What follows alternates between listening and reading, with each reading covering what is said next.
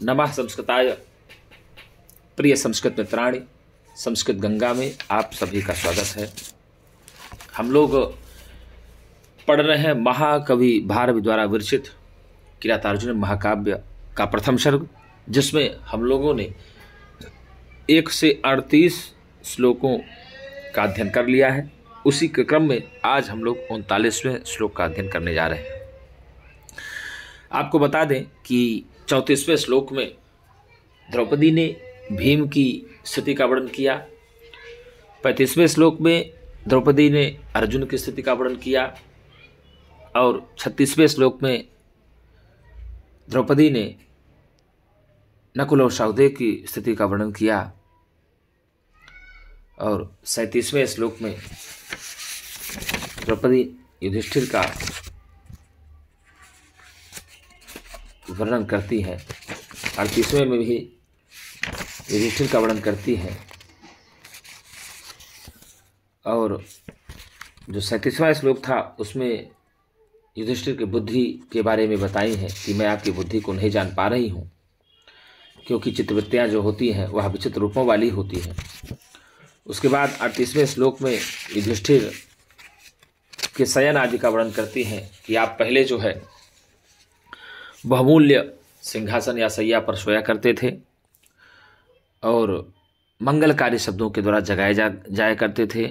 आज आप जो है कुशों की भूमि पर सो रहे हैं और अमंगलकारी सियारियों के रुदन को सुन सुन करके आप जगाए जाते हैं, अपनी निद्रा को त्यागते हैं।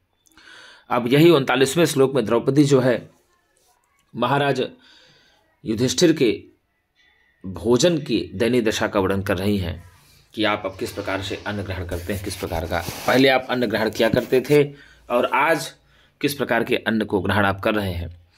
तो द्रौपदी जो है इस 39वें श्लोक में युधिष्ठिर के भोजन आदि का वर्णन कर रही है। तो श्लोक देखते हैं क्या दिया है। पुरोपनीतं नृपरामणीयकम् द्विजातिशेषेण यदेतदन्धसा तदद्यते वन्यफलासिनः परं परैति कार्श्यं यशसा समं वपुः। पुरोपनीतं नृपरामणीयकम् द्विजातिशेषेण यदेतदन्धसा तदद्यते वन्यफलासिनः परं परैति कार्श्यं यशसा समं वपुः। पुरोपनीतं नृपरामणीयकम् द्विजातिशेषेण यदेतदन्धसा तदद्यते वन्यफलासिनः परं परैति कार्श्यं यशसा समं वपुः।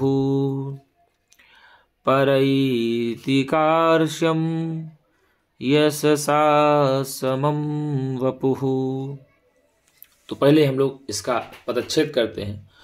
पूरा धन उपनीतम, पुरोपनीतम बन गया, गुण संधि होगी। नृप राजन के लिए प्रयुक्त है, संबोधन शब्द है। रामणीयकम द्विजाति, क्या कहा, द्विजाति शेषेण यत एतत् अंधसा, यत एतत् अंधसा अलग अलग करेंगे और तत् अद्य ते वन्य फलासिनः परम परैति कार्श्यम यशसा समम वपुः। यह हो गया आपका पद, मतलब पदच्छेद करते हैं तो ये पूरे का पदच्छेद हो गया। तो पूर्वोपनीतम में यदि पूछ ले आपसे कि कौन संधि होगी तो पूर्वोपनीतम में आप बताएंगे गुरुजी गुण संधि होगी। कौन सी संधि होगी? गुण संधि होगी। नृप शब्द क्या है? तो नृप शब्द यहाँ पर युधिष्ठिर के लिए संबोधन शब्द है। क्या है गुरुजी? नृप शब्द युधिष्ठिर के लिए संबोधन शब्द होता है। ठीक है ना। तो आइए अब हम लोग देखते हैं अन्वय के साथ इसका अर्थ हम जानने का प्रयत्न करेंगे। क्या भैया? अर्थ। तो पहले लेते हैं नृप। हे राजन, हे युधिष्ठिर, हे राजन, यत एतत् अर्थात जो यह ते, क्या कहेंगे?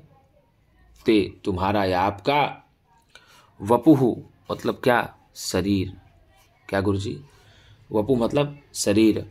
पूरा प्राचीन काल में अर्थात वनवास काल से पहले, जब आप वनवास काल में नहीं थे, अपने राज्य काल में थे, तब उस समय पूर्व काल में पहले द्विजाति शेषेण, द्विजों अर्थात ब्राह्मणों के द्वारा भोजन करने से शेषेण बचे हुए। क्या है गुरुजी? शेषेण अर्थात द्विजादि ब्राह्मणों के द्वारा भोजन के पश्चात बचे हुए शेष अंधसा, अन्न से। किससे गुरुजी? अन्न से अर्थात भोजन से। रामणीयकम अत्यंत रमणीयता से युक्त, अत्यंत रमणीयता से युक्त या अत्यंत रमणीयता को उपनीतम प्राप्त हो गया है जो अन्न, ऐसे अन्न को प्राप्त हो गया था। और अद्य वही आज ते मतलब तुम्हारा, वपुः मतलब शरीर, यशसा किसके कारण गुरुजी? यशसा, यश के कारण, या यशसा समम, हाँ दिया ना, यश के साथ। ते साकम सार्धम समम के योग में तृतीया भक्ति होती है, तो यशसा समम यश के साथ। परम, परम मतलब बहुत, परम मतलब बहुत या अत्यधिक। कार्श्यम कृशता को, यश के साथ बहुत अत्यधिक कृशता को परैति प्राप्त हो रहा है। कैसे हो रहा है?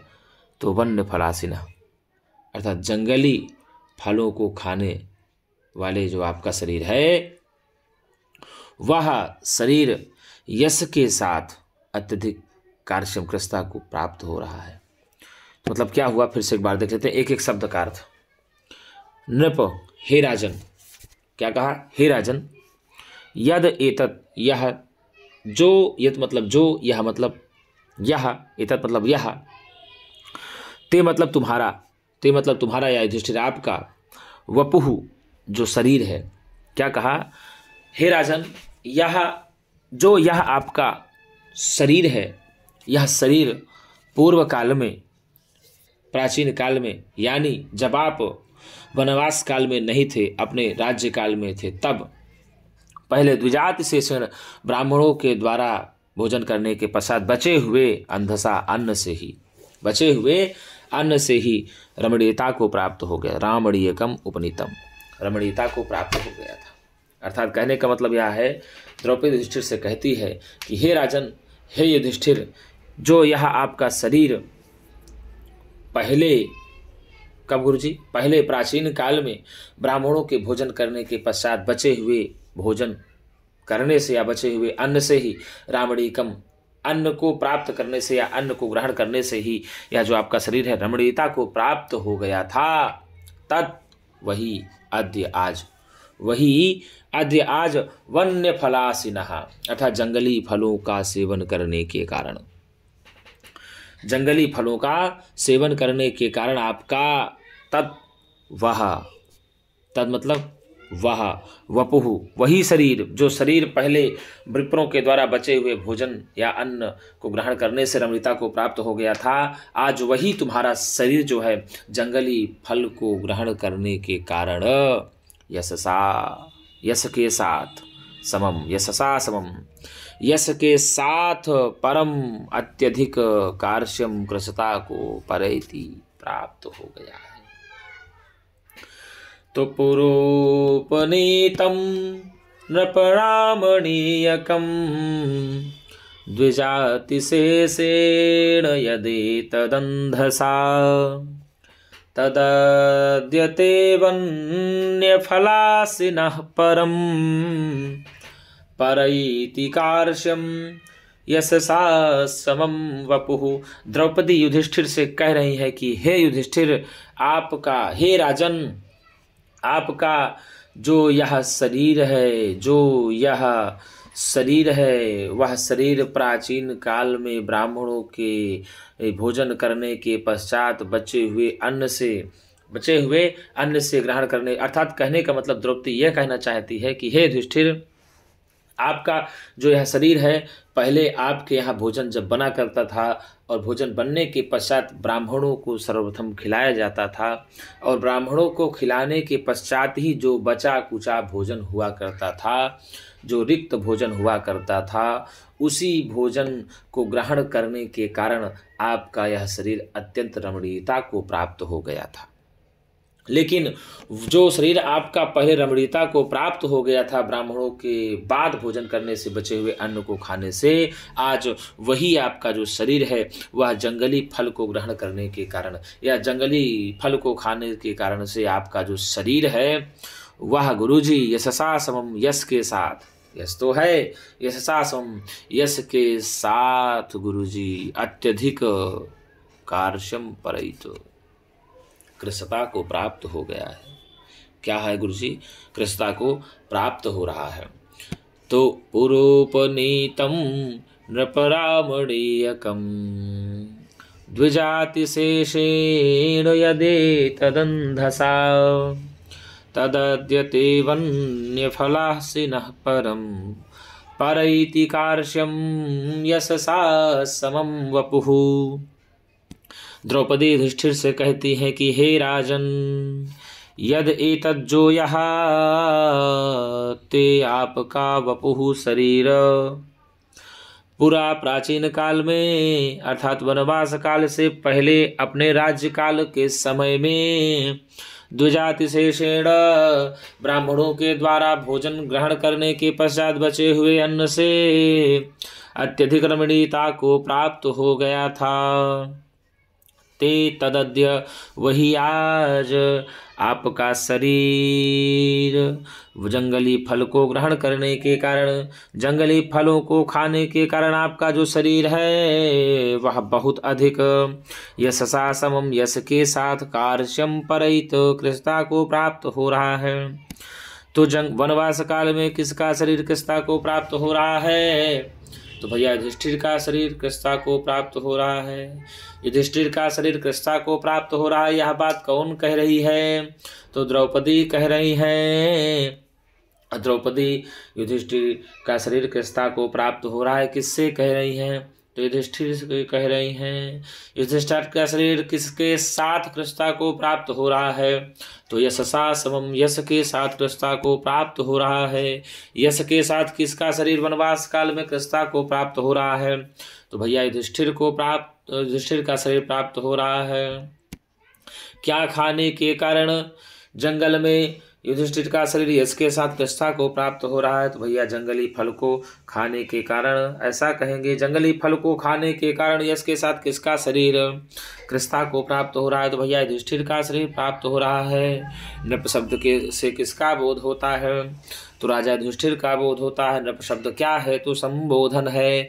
ते पद से किसका बोध होता है? तो ते पद से भी युधिष्ठिर का बोध होता है। यहाँ तत्शब्द का ही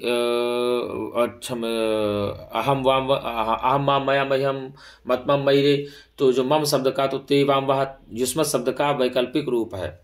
क्या है गुरु जी? युष्मत शब्द का षष्ठी विभक्ति में वैकल्पिक रूप है, ते वाम वह चलता है। तो यहाँ ते पद से भी युधिष्ठिर का बोध हो रहा है। तो पुरोपनीतम नृपरामणीयकम, युधिष्ठिर का शरीर अपने राज्य काल में कैसा था? तो बड़ा ही रमणीय था। अर्थात राज्य काल में युधिष्ठिर का शरीर कैसा था? रमणीय था। अब युधिष्ठिर का शरीर रमणीय, अत्यधिक रमणीय किस प्रकार से हो गया था? तो दूजों के द्वारा छोड़े गए अन्न को ग्रहण करने से हो गया था, भोजन को ग्रहण करने से हुआ था। अर्थात युधिष्ठिर किनके बाद भोजन ग्रहण किया करते थे राज्य काल के समय में? तो भैया ब्राह्मणों को खिलाने के पश्चात पहले कौन भोजन ग्रहण किया करते थे? युधिष्ठिर किया करते थे। कौन क्या करते थे गुरुजी? युधिष्ठिर किया करते थे। तो पुरोपनीतम नृपरामणीयकम द्विजातिशेषेण यदि तदंधसा पुरोपनीतं नृपरामणीयकं द्विजातिशेषेण यदेतदन्धसा तदद्यते वन्यफलासिनः परं परैति कार्श्यं यशसा समं वपुः कस्य शरीरं कार्श्यं परैति। तो युधिष्ठिरस्य शरीरं कार्श्यं परैति केन सह युधिष्ठिरस्य शरीरं कार्श्यं परैति। तो यशसा समं युधिष्ठिरस्य शरीरं कार्श्यं परैति। तो वन्यफलासिनः केन शरीरं यशसा समं कार्श्यम् उपैति। तो युधिष्ठिरेस्य कस्य शरीरं यशा, क्या कहा, वन्यफलासिनः कस्य शरीरं यशसा समं कार्श्यम् उपैति। युधिष्ठिरस्य शरीरं केन समं कार्श्यं परैति। तो युधिष्ठिरस्य शरीरं यशसा समं कार्श्यं परैति। युधिष्ठिर पूर्व काल में कब भोजन किया करते थे? तो ब्राह्मणों को खिलाने के पश्चात कौन भोजन ग्रहण किया करते थे? युधिष्ठिर ग्रहण किया करते थे। आज युधिष्ठिर का शरीर कैसा हो गया है? तो आज युधिष्ठिर का शरीर कृशता को प्राप्त हो गया है। पहले युधिष्ठिर का शरीर कैसा था? तो बड़ा ही रमणीय था। यह बात कौन कह रही है? तो द्रौपदी कह रही है। पुरोपनीतं नृपरामणीयकं द्विजातिशेषेण यदेतदन्धसा तदद्यते वन्यफलासिनः परं परैति कार्श्यं यशसा समं वपुः। अर्थात कहती कि हे राजन, आपका जो यह शरीर है, पहले ब्राह्मणों के द्वारा शेष ब्राह्मणों के भोजन करने के पश्चात ही बचे हुए अन्न से रमणीयता को प्राप्त हो गया था। अर्थात कहने का तात्पर्य है कि आप पहले अपने राज्य काल में पहले ब्राह्मणों को भोजन किया कराया करते थे और उसके पश्चात जो भोजन बचा करता था ब्राह्मणों के ग्रहण कर लेने के पश्चात आप उसी अन्न को ही ग्रहण किया करते थे और उसी अन्न से आपका शरीर रमणीयता को प्राप्त हो गया था। आज वही शरीर जो रमणीयता को प्राप्त हो गया था, जंगली फलों को खाने के कारण से ही आपका वही शरीर आपके यश के साथ अत्यधिक क्षीणता को प्राप्त हो रहा। इसलिए हे युधिष्ठिर, आप जल्दी से युद्ध करिए, युद्ध करके अपने राज्य को पुनः प्राप्त करिए, क्योंकि पहले आपने देखा भीम की दुर्दशा हुई, फिर आपके भाई अर्जुन की दुर्दशा है, फिर आपके भाई छोटे छोटे जो सुकुमार भाई हैं नकुल और सहदेव की दुर्दशा हो रही है और उसके पश्चात आप खुद ही इतना दुर्दशा में पड़े जा रहे हैं। तो आपको भैया युद्ध करना ही चाहिए। द्रौपदी ऐसा युधिष्ठिर से कहती है। तो आइए अब एक एक शब्द का विभक्ति और वचन पहले हम देख लेते हैं। क्या देख लेते हैं गुरुजी? विभक्ति और वचन देख लेते हैं।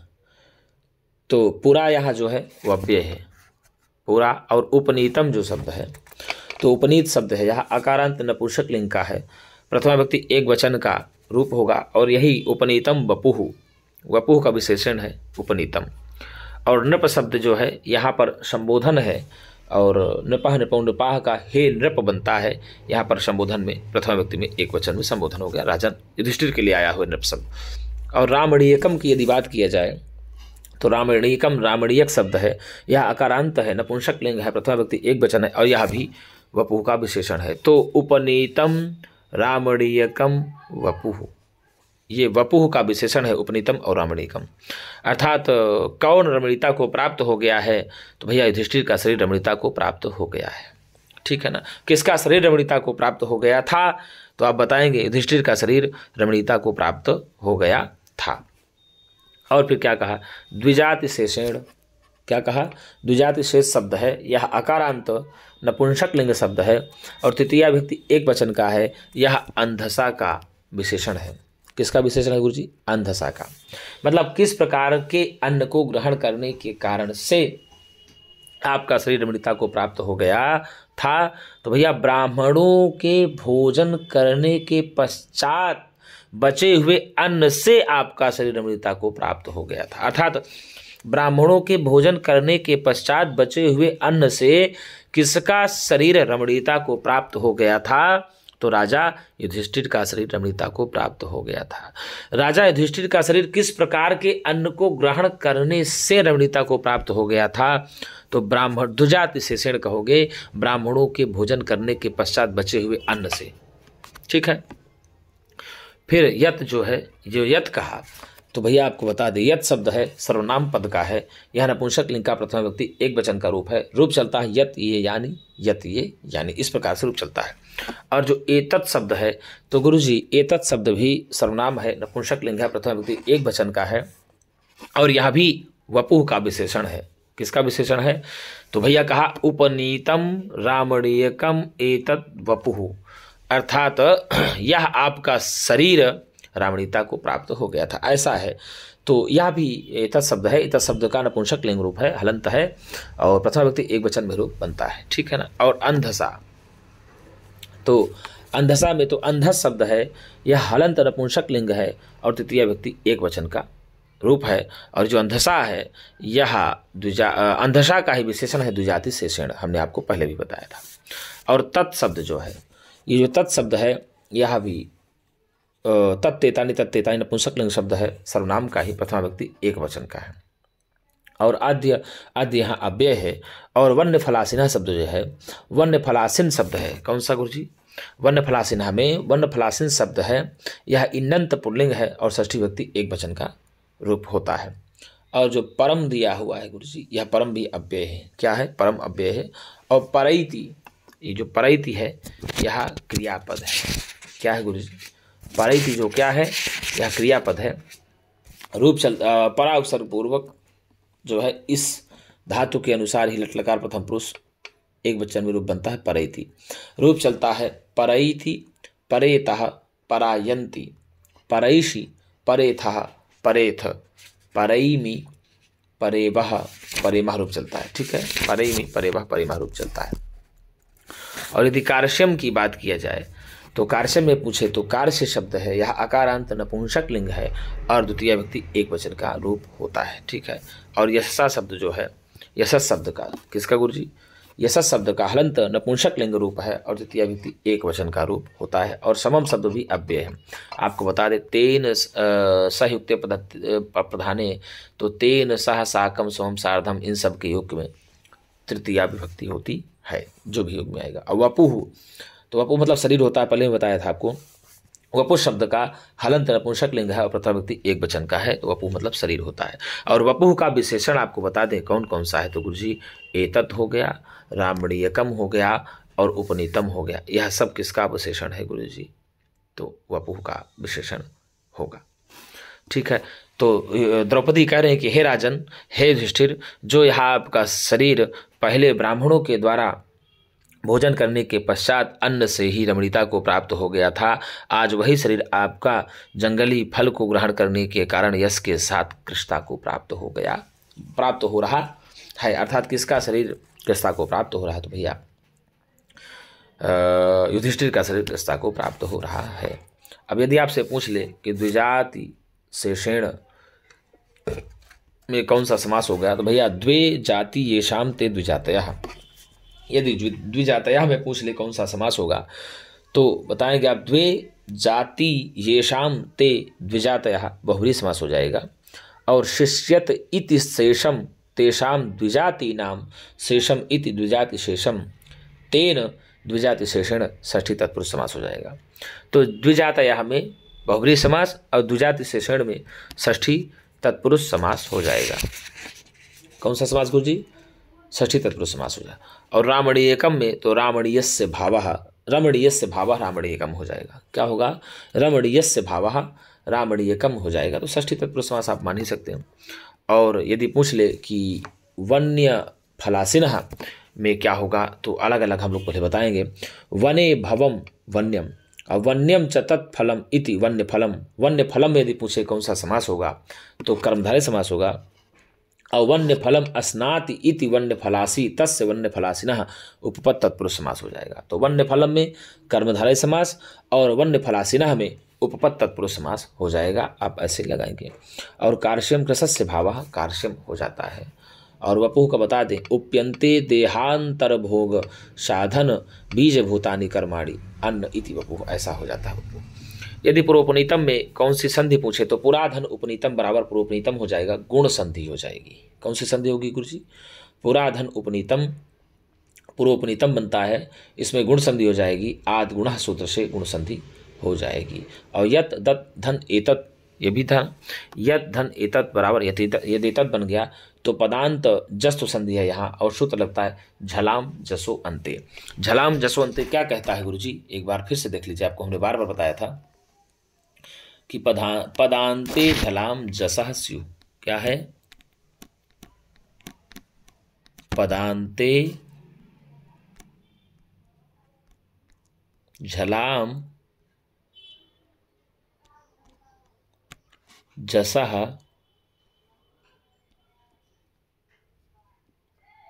स्युः, पदांते झलाम जसा स्युः। अर्थात यदि पद के अंत में, किसमें गुरुजी? पदस्य अंते पदांते, यदि पद के अंत में झल प्रत्याहार का कोई भी वर्ण आए, कौन सा? झल प्रत्याहार का, तो होता क्या है? झ भ घ ढ ध ज ब ग ड द ख फ छ ठ थ च ट त क प स श श, ठीक है। हाँ, यहाँ तक आता है, तो हाँ तक आता है, हल के हाँ तक, ठीक है ना, ऐसे लेंगे तो पूरा लिखना संभव नहीं इसमें।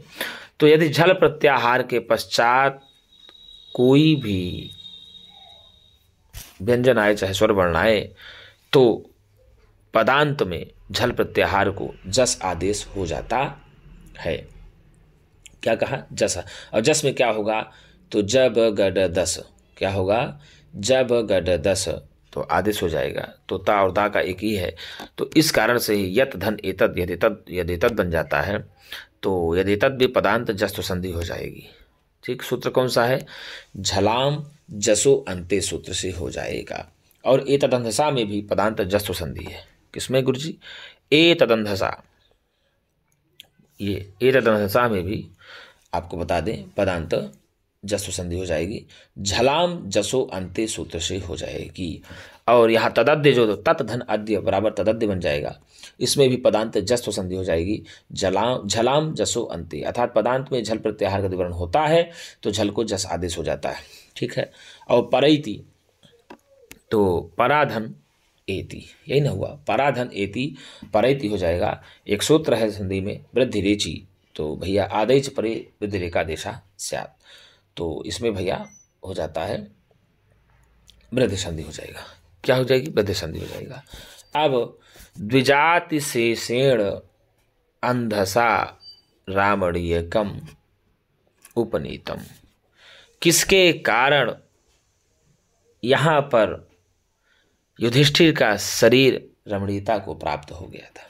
तो भैया ब्राह्मणों के भोजन करने के पश्चात बचे हुए अन्न से युधिष्ठिर का शरीर रमणीयता को प्राप्त हो गया था। तो यहाँ पर द्विजाति शेष जो शब्द है और अन्न शब्द है, यह रमणीयता का अत्यंत साधकतमम है। क्या है? अत्यंत साधकतम है। इसी कारण से यहाँ पर साधकतमम करणम सूत्र से द्विजाति शेष और अन्न की, दोनों की, किसकी गुरुजी? द्विजात शेष और अन्न की करण संज्ञा हुई, और कर्तृकरणयोस् तृतीया सूत्र से इसमें तृतीया विभक्ति हो जाती है। यदि पूछ ले आपसे कि द्विजाति शेषेण और अंधसा में किस सूत्र से तृतीया विभक्ति हुई है, तो विभक्ति हुई है तो कर्तृकरणोस् तृतीया सूत्र से तृतीया विभक्ति हुई है। और किस सूत्र से करण संज्ञा हुई है, तो आप बताएंगे साधक तमम करणम सूत्र से करण संज्ञा हुई है। भाई उनका जो युधिष्ठिर का शरीर है उसकी रमणीयता का दो कारण है। एक ब्राह्मणों के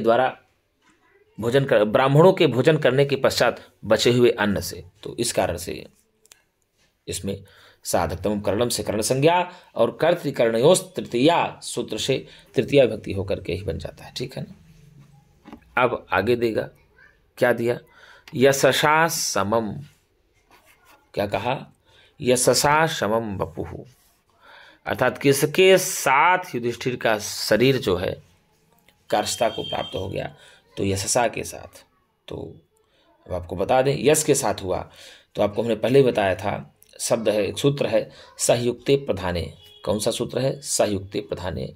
इस सूत्र से यह पता चलता है कि सह का अर्थ देने वाले समम शब्द के कारण यहाँ अप्रधान यशस शब्द में तृतीया विभक्ति हुई है। ठीक है ना? किस सूत्र से? संयुक्ते प्रधाने। तो तेन सह साकम साधन समम, इन सब के योग में तृतीया विभक्ति होती है अप्रधान की। ठीक है, तो यहाँ अप्रधान जो यशस है उसी की यशस शब्द से तृतीया विभक्ति हुई है। किस सूत्र से? तो संयुक्ते प्रधाने सूत्र से।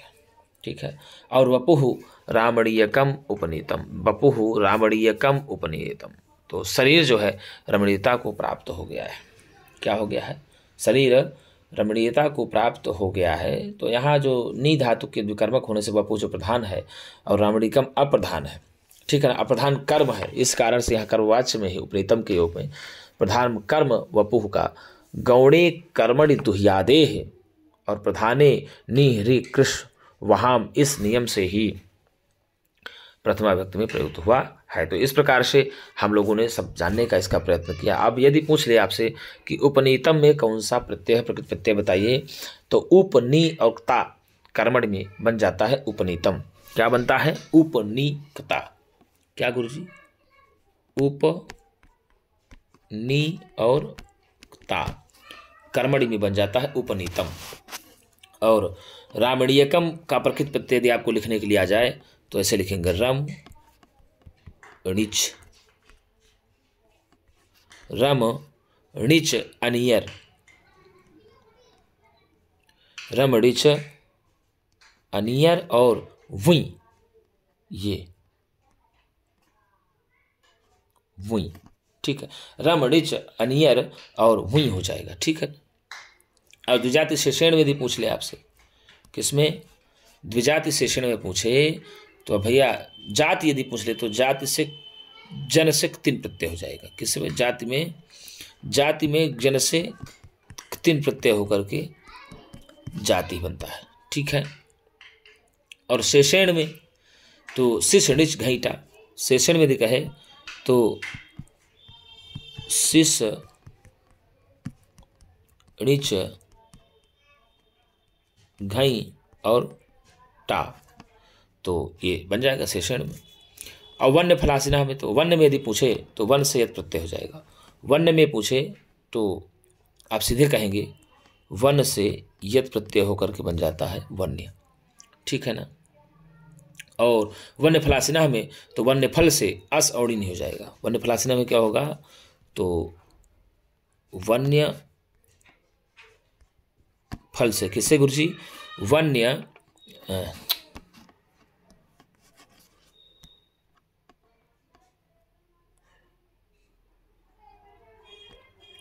वन्य फल से अस ऋणी, क्या हो जाएगा? वन्य फल से अस ऋणी होकर के वन्य फल बन जाएगा। और कार्श्यम में कौन सा है? तो भैया कार्श्यम में तो आपको बता दें कृष्ण से, क्या कहा? कृष्ण से शय प्रत्यय हो जाएगा। कृष्ण से शय प्रत्यय लग करके बन जाएगा कार्श्यम। और वपुह में तो बता दें आपको वप से ऊसी, क्या है गुरुजी? वप से ऊसी प्रत्यय लग करके बन जाएगा वपुह। और परैति जो आपको हमने पहले बता दिया था कि भैया परा उपसर्ग पूर्वक ईण गतौ धातु से ही लट लकार प्रथम पुरुष एक वचन रूप बनता है परैति।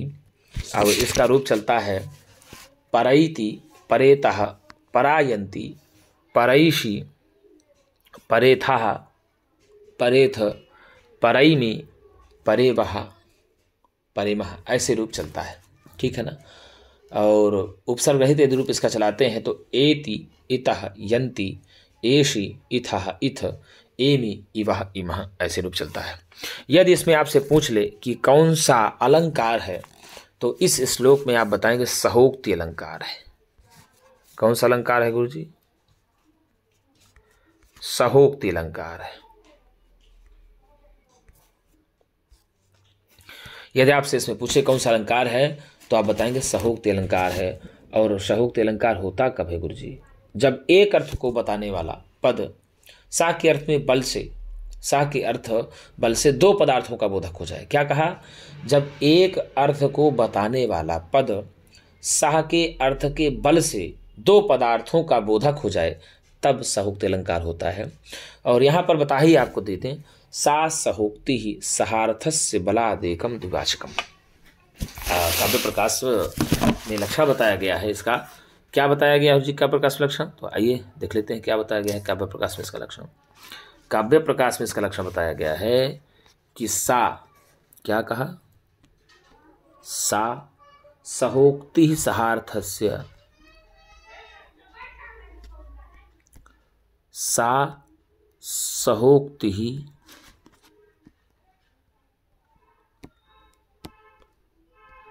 सहार्थस्य,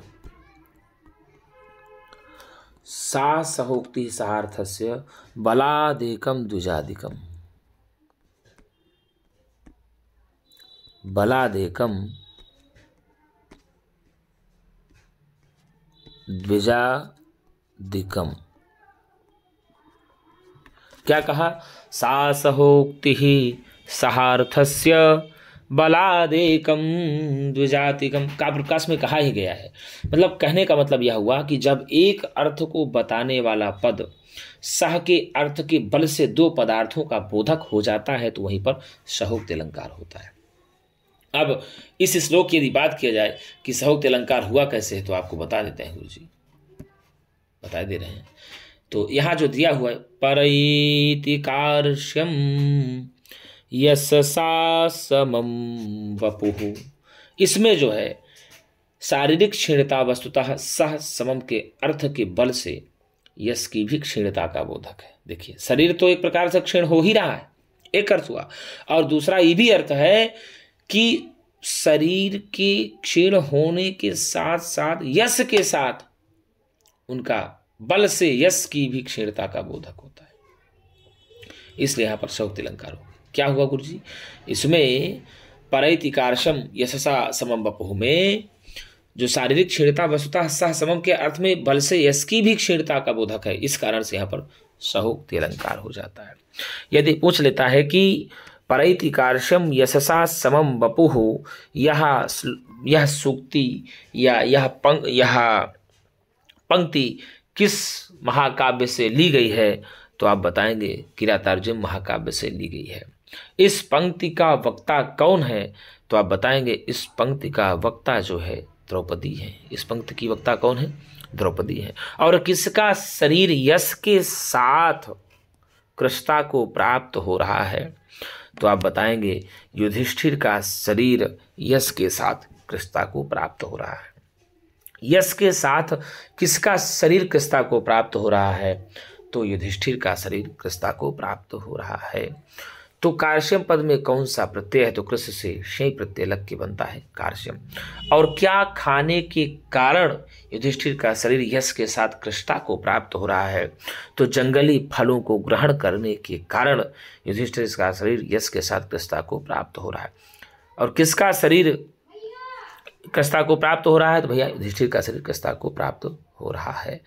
और अपने राज्य काल में युधिष्ठिर का शरीर किस प्रकार का था, तो बड़ा ही रमणीय था। युधिष्ठिर का शरीर राज्य काल में रमणीय किस कारण से था, तो भैया द्विजाति से शेण अंधसा, अर्थात ब्राह्मणों के भोजन करने के पश्चात बचे हुए अन्न से उनका शरीर। यदि तद में कौन सी संधि है, तो पदांत जस्तु संधि है। नृप शब्द किसको संबोधित किया गया है, तो नृप शब्द राजा युधिष्ठिर को संबोधित किया गया है।